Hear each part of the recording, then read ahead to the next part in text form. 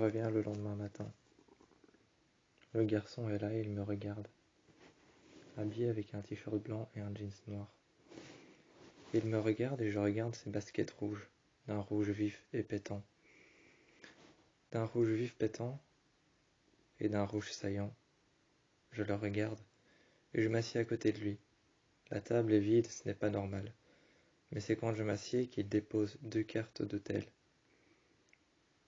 Je le regarde et je lui demande pourquoi. Il ne répond rien et en dessous des 2 cartes d'hôtel, il dépose 2 billets. Je regarde les 2 billets qu'il a déposés en dessous des cartes d'hôtel. Et il me rapproche un cendrier. Il rapproche un cendrier de moi, sur lequel il y a une cigarette allumée, déjà entamée, et la deuxième est éteinte, et vient d'être sortie du paquet.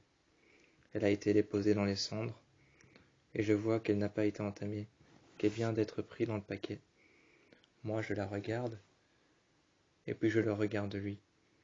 Je regarde la cigarette et je regarde lui, le garçon, et je lui dis que je ne fume pas. À ce moment-là, il s'approche de moi. Il se décale d'un tabouret vers moi, et il s'assied. Il repousse encore un peu plus la cigarette qu'il a enlevée. Il a enlevé la cigarette du cendrier, celle qui n'a pas été entamée, celle qui vient d'être sortie du paquet. Il la repousse un peu plus vers moi, et il me la tend. Je la prends, je la saisis, et il me regarde, avec un regard un peu sournois et incertain. Avec un regard un peu sournois et incertain, il me dit « Je sais que t'en as envie ».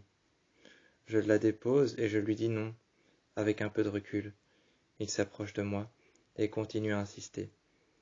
Je me lève et je lui dis non. Il me rejoint à la fenêtre et je lui dis que non, je ne veux pas. À ce moment-là, il me dit retourne-toi. Je me retourne, je lui obéis. Je ne sais pas ce qu'il va faire. J'entends alors qu'il se recule, moi je reste retourné face à la fenêtre. Je reste retourné face à la fenêtre, les mains appuyées contre la fenêtre. Je vois qu'il demande alors à la serveuse un papier. Il appuie le papier contre mon dos. Ensuite, il repart et redemande un stylo. Elle lui donne un stylo noir. Il me parle de l'arrière. De l'arrière de mon dos, il me parle et il me dit « Je vais te donner mon numéro ». Il écrit son numéro et me donne alors le bout de papier que je plie en deux, qu'ensuite je mets dans ma poche. Je fais la même chose et je lui dis « Retourne-toi » en faisant un geste avec ma main. Il se retourne et je vais chercher un bout de papier. Je vois que la serveuse prend un papier, une feuille A4 et la déchire. Elle me donne le morceau de papier et je le prends. Elle me donne un stylo, car elle se doute qu'il y a quelque chose qui se passe. Je la regarde et je n'ose pas lui dire qu'il y a quelque chose qui se passe. Quand elle nous regarde, elle a envie de dire qu'il y a quelque chose qui se passe entre nous deux, mais je n'ose pas lui répondre de se mêler de ses affaires et de ne pas se mêler des nôtres. Elle me regarde et gentiment elle me donne son stylo. Je lui dis merci, que je lui rendrai. À ce moment, quand je lui dis merci et que je lui rendrai, elle me regarde et je vois qu'elle a un sourire en coin. Je vois qu'elle a un sourire en coin, mais au moment où je me retourne, elle regarde par la fenêtre et fait semblant de ne pas se préoccuper de nous. Elle fait semblant de ne pas se préoccuper de nos affaires et se retourne vers la fenêtre. Je lui rapporte son stylo, et même si je lui ai dit que je savais qu'elle se mêlait de nos affaires et qu'elle savait qu'il y avait quelque chose qui se passait entre nous deux, je lui dis que c'est pas grave. Je lui rends alors le stylo, elle le prend et le met dans sa poche. Elle se retourne et va à un autre comptoir. Moi je reste au comptoir et je vois que le garçon vient s'asseoir à côté de moi. Il me dit qu'il s'appelle Max, mais qu'on préfère qu'on l'appelle Maxi. À ce moment-là, je le regarde et je lui demande pourquoi. Je lui donne mon numéro de téléphone et il dit ma mère pendant tout un temps m'appelait Maxi, même si je m'appelle Max. Je le regarde et je lui dis ok. Alors je commence à lui parler avec son nom, Max, Maxi. Je mélange un peu les deux, de temps en temps je l'appelle Maxi, de temps en temps Max, ça dépend. Ça dépend des moments, ça dépend de comment je me sens. Si je me sens intimidé, ce sera Max. Si je ne me sens pas intimidé ou que je me sens comme je me sens tous les jours, normal, eh bien je pourrais l'appeler Maxi. Ça va dépendre. Il me regarde et me dit « Ok ». Il part, prend son verre vide qu'il avait laissé là. Et le verre qui n'est pas vide, c'est évidemment le mien. Je le prends et je pars avec lui juste en face de la porte.